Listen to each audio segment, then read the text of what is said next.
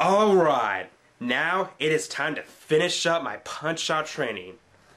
So, I've already reviewed Punch-Out for the NES, and it was a great game. I liked it. Classic NES game. So, for the Super Nintendo, they released a sequel titled Super Punch-Out! Not only was this the same name that they used in the second arcade Punch-Out game, but they also used this as the name for the Super Nintendo console. So, how good is the sequel to the first Punch-Out game on the NES? Well, let's find out.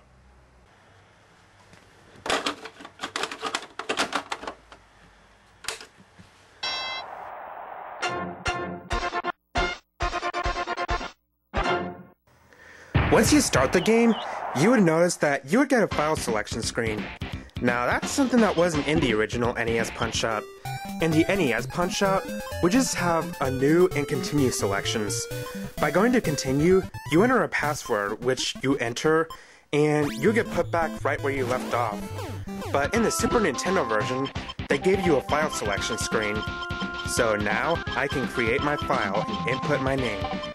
Also, you would notice that there are more options in this game than the NES version. There's the championship mode, time attack mode, and the records view mode. Time attack is where you can select whatever boxer that you want to fight to get a better time. Yay. The records view mode is where you can view all of your records throughout the whole game. But to access those, you'd have to complete any of the other circuits.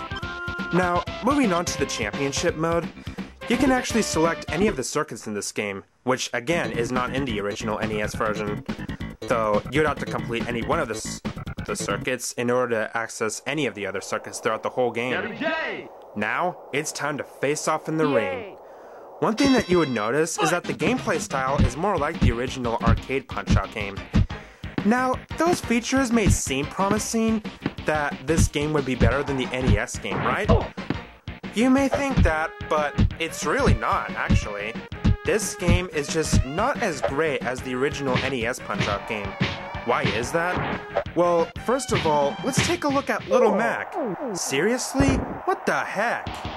He does not look anything like he did in the original NES Punch-Out.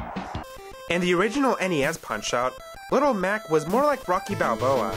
He is willing to fight for freedom no matter what it takes. And that's what he does.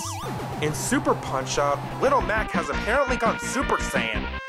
He doesn't resemble anything like he did in the original Punch-Out.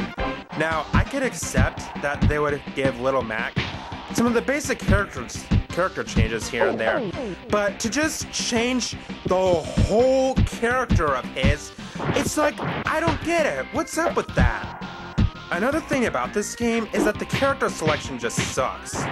First of all, if you look at the cover to the game, you would see Bald Bull, Mr. Sandman, and Super Macho Man, all characters from the original NES Punch-Out. Well, guess what? These are the only characters from the NES Punch-Out that actually appear in this game.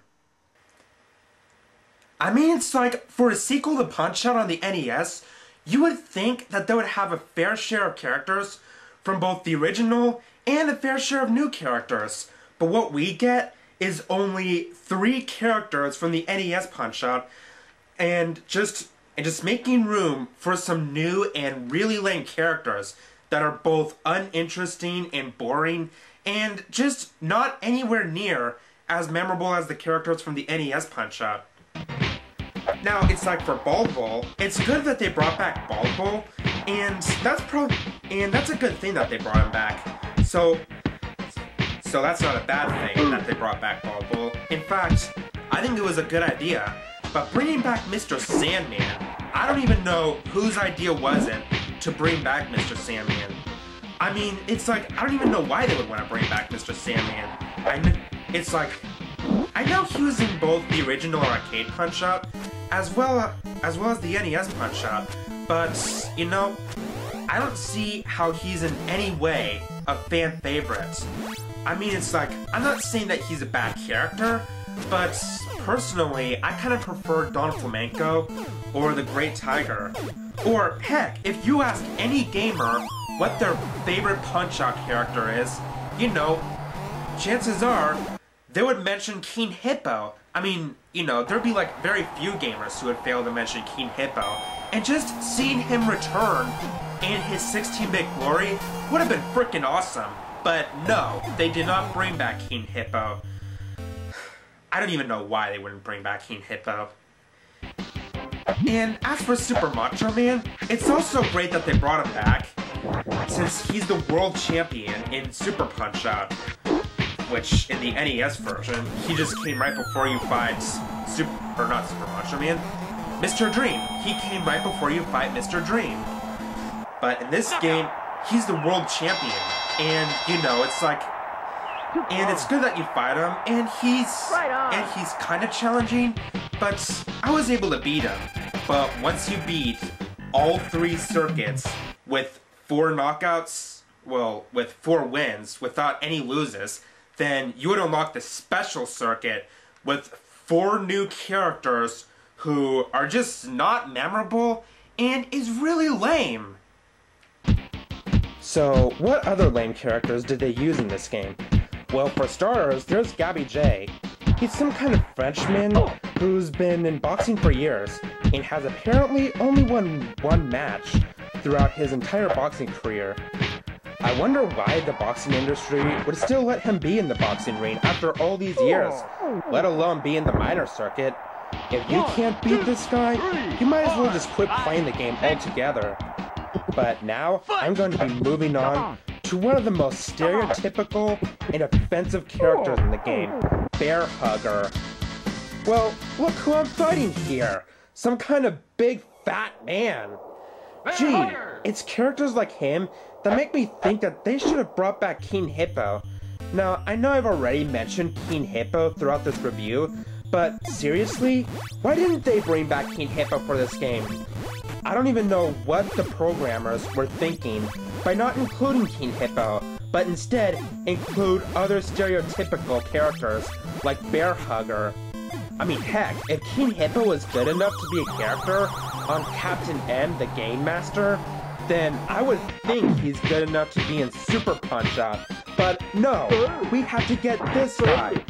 One thing stereotypical about this guy is that he's from Canada. And, well, why is that? I kind of wonder what the Canadians would think about this guy who actually played this game. I mean, seriously, if I were Canadian, I might actually be offended by this guy. Seriously, Bear Hugger gives Canada a bad name. I could probably go on about how stereotypical Bear Hugger is, but I'm not even going to go there. So anyway, another lame character that they use in this game is Piston Hurricane. I know Piston Hurricane was in the original arcade Punch-Out game, but if I were into that game anywhere near as much as I was playing the NES Punch-Out, then I'd probably be happy to see him return in this game.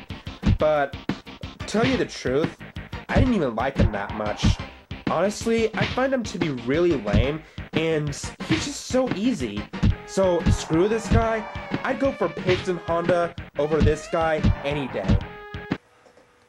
Now, I'm not calling Super Punch-Out a bad game or anything, but I don't really think that this game is a very anticipated sequel to the first Punch-Out game. I mean, it's like, you know, it's like this game has a lot of flaws that I've been going over, and, you know, it's just not as great as the first Punch-Out game on the NES. The part that I hate most about this game is that it breaks any type of rules in boxing. Like, the time you have to complete the boxing arena is just freaking ridiculous. In the NES Punch-Out, you have 3 full rounds in the ring. If you don't win any of the 3 rounds, then you would still have a chance to win by judge's decision. Same rules in real boxing has, right? Well, that's right.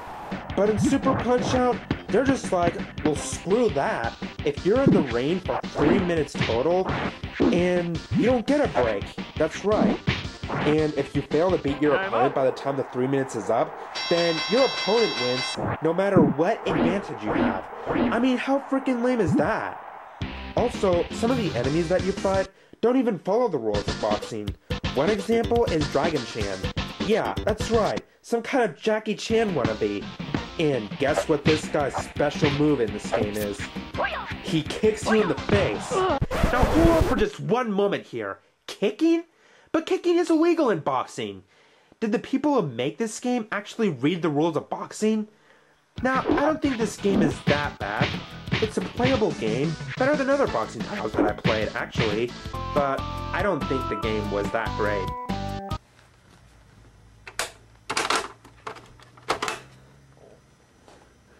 So, Super Punch-Out, I don't really consider this game to be a very worthy sequel to the first Punch-Out game on the NES. I mean, it's like, I consider this game more as a different boxing game altogether. I think Nintendo was trying to make a good sequel to the first Punch-Out game on the NES, but I didn't really think it was very worthy. Not saying that this is a terrible game, but I definitely don't consider it to be a great game as well. I mean, it's like the gameplay is nice, the graphics are decent. In fact, I kind of consider this game to be better than other boxing games that I played. So, which leads me to my final score, 5.5 out of 10. Yeah, I would go for this game any day. But I think the fact that Nintendo didn't make this a very worthy sequel was the reason why this was the last Punch-Out game to be released. Or at least, it was the last Punch-Out game until now. Because Punch-Out for the Nintendo Wii has been released. And boy, am I gonna get it. I mean, I'm definitely gonna try to get it. It's been 15 years since the last Punch-Out game has been released. And I'll even do a future review of that, but that's not gonna be on the next review. The next review will be on something entirely different. So, be on the lookout for that.